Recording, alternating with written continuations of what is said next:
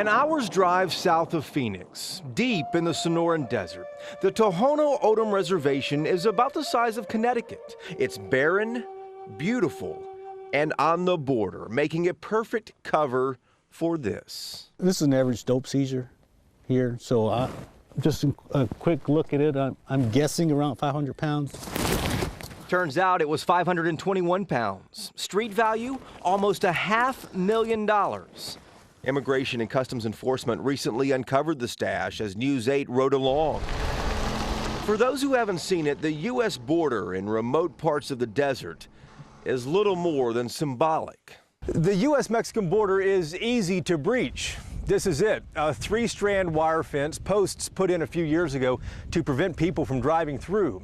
On foot, it is 2 days to the closest highway and 7 days in the desert to the nearest interstate.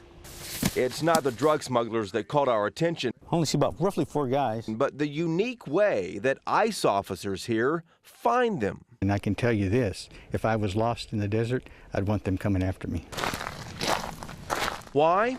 The ICE officers on the reservation are Native Americans themselves, and all of them are expert trackers, nicknamed the Shadow Wolves, using techniques handed down for centuries.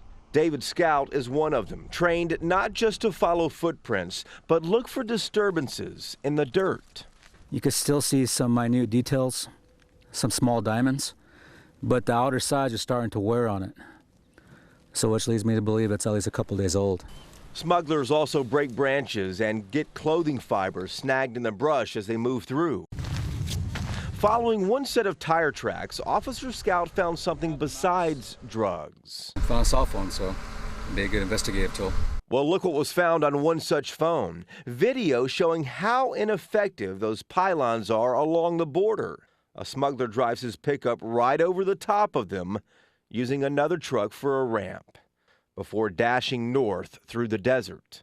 When these vehicles cross, they won't use the gates. Barbed wire doesn't damage those thick off-road tires, and smugglers often try to cover their tracks. You look here, underneath the fence line is the brushed out area. In the last 2 years, tracking techniques have helped the Shadow Wolves find more than 77,000 pounds of marijuana in the desert. This area's hot.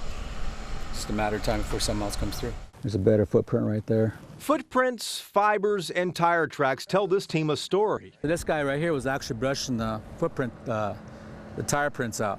Their ancient tracking technique doesn't cost taxpayers anything extra and has still proven useful in intercepting what slips through this desert that's not as desolate as it appears. Jason Whiteley, Channel 8 News.